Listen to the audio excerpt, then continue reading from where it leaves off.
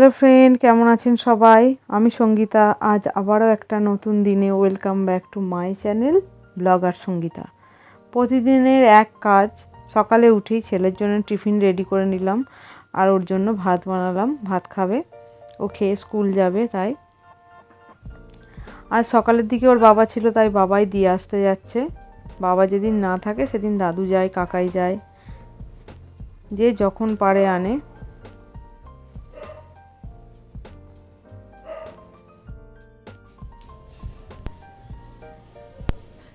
Hello friend, কেমন আছেন সবাই?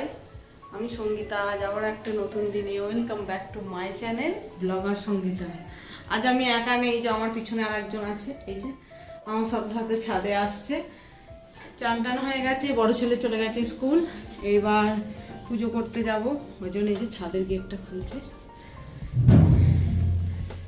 এই যে চলে এলাম ছাদে।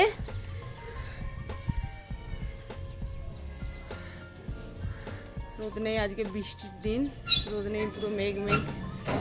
এবার এই যে পুজো করতে যাব ঠাকুর ঘরে।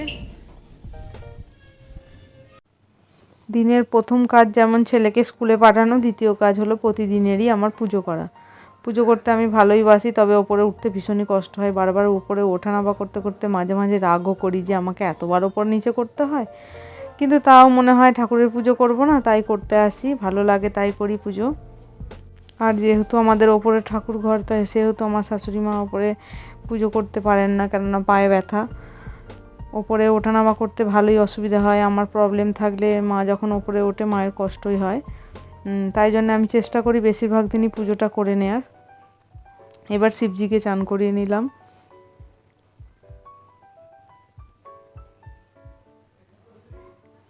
প্রতিদিনই শিবজিকে চান করিয়ে তারপরেই আমি ফুল টুল দিয়ে পুজো করি।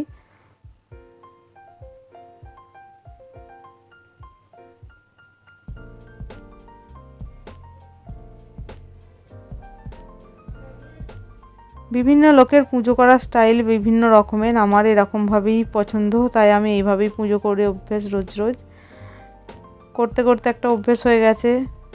আসার পরেই এই বাড়িতে প্রথম কাজ ছিল আমার পুজো করা। আর তখন যেহেতু শাশুড়ি মা রান্না করতেন, তাকে আনাজ কেটে দেয়া, এটা আমার প্রথম কাজ ছিল। মোটামুটি বিয়ের পর থেকে এসেই এই পুজো করা কাজটা আমার, ওই জন্যে এত দিন ধরে পুজো করতে করতে এই কাজটাকে খুবই ভালোবেসে ফেলেছি। পুজো করেই তারপরে আমি সব কাজ করতে পছন্দ করি।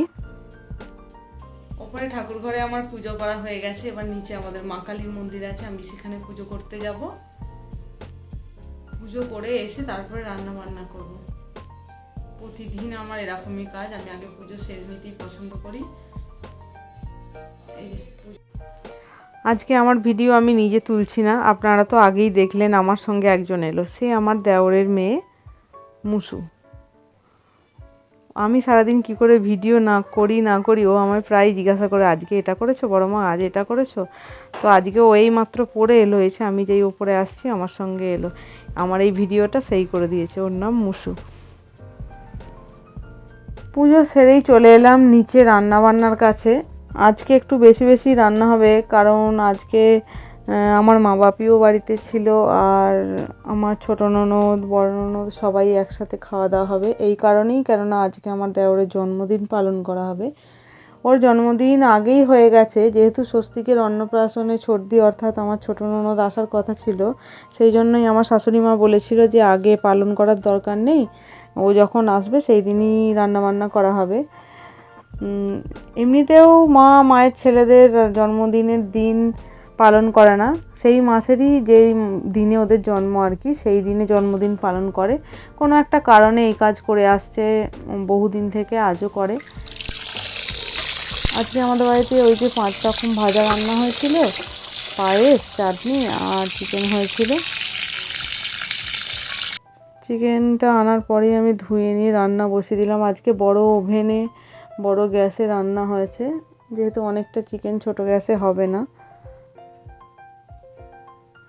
আর পায়েস আর ভাজা চাটনি ওগুলো আগেই হয়ে গেছিলো। সবাই মিলে হেল্প করে তাড়াতাড়ি হয়ে গেছে রান্না। এই যে রান্না বান্না হয়ে গেল কমপ্লিট।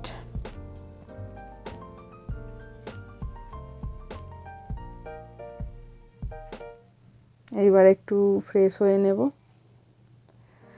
ফ্রেশ হয়ে চলে এলাম ছাদে। কিছু জামা কাপড় সকাল থেকে দেয়া ছিল, যেহেতু বর্ষার ওয়েদার, আগের দিন জামা কাপড়ই শুকোচ্ছে না, সেই জামা কাপড়গুলো একটু তুলে নিলাম। সকাল থেকে ওগুলো ভালোই শুকিয়ে গেছে। আবার যেগুলো বেলার দিকে ধোয়া হয়েছিল এবার সেগুলো একটু চাড়িয়ে দিচ্ছি। এগুলো আবার বিকালের দিকে তুলবো ঘুম টুম থেকে উঠে।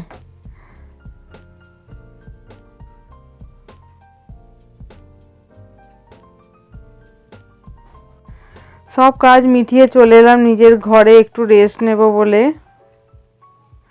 যেহেতু মা বাপি ছিল তাই ছোট ছেলে আমার কাছে নেই, ওদের কাছেই আছে, পাশের ঘরে খেলা করছে। আর বড় ছেলে তো এখনও স্কুল থেকে আসেনি, ও আস্তে আস্তে প্রায় 2টো বেজে যায়।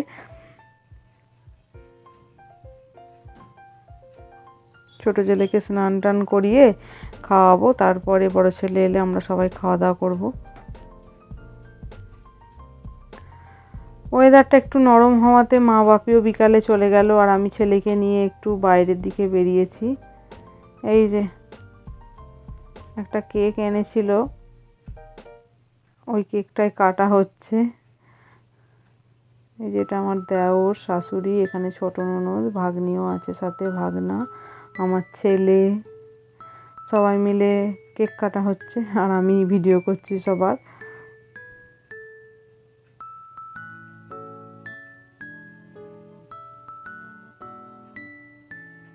আমার ছেলে তো খুব উৎসাহিত সব সময় কেটে দেওয়ার জন্য, ওই চাইছে যে কাকাই না কেটে ওই কেকটা কেটে ফেলো।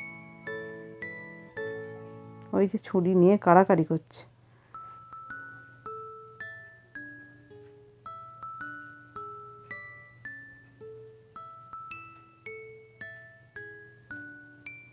আর আমার ছেলে তো সবার ওপরে। এই যে এবার একটু ক্রিম তুলছে, 1 2 3 দিল কাকায়ের মুখে মাখিয়ে। ওর এই অভ্যেসটা না সবার সঙ্গে করে, যতবার ওর, সেটা ওর জন্মদিনের কেক কাটা হোক বা কারোর, ও এত ক্রিম নিয়ে লোককে মাখাতে পছন্দ করে, যেটা অনেকেই পছন্দ করে না। সবার মুখে ক্রিম লাগালে কেউ ভালো বলবে, কিন্তু ও ওর কাজ করবেই,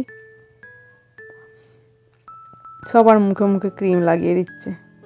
বারণ করলে তো শোনেই না। এই যে সবাই কেক খেতে ব্যস্ত। আমার বড় ছেলে একটু হুড়োহুড়ি করতে পছন্দ করে, ছেলে দুজনেই চঞ্চল, কিন্তু ওর এই সব, এই যে একটু কাউকে ক্রিম মাখিয়ে দেবো, সে বিরক্ত হবে, এই আর কি। আমি তারপরে বারণ করলাম যে আর কাউকে মাখাস না, সেই কারণে আর কাউকে মাখায়নি। এই যে এখন কেক খাওয়া চলছে। বলুন, আপনাদের সাথে কথা বলতে বলতে ভিডিওটা সময় শেষ হয়ে এলো। আজকের মতো ভিডিওটা এখানেই শেষ করছি। সবাই ভালো থাকবেন, সুস্থ থাকবেন, আর অবশ্যই আমাদের জন্য প্রার্থনা করবেন। আর যদি ভিডিওটি আপনাদের ভালো লেগে থাকে তাহলে একটা লাইক করে দেবেন। ধন্যবাদ।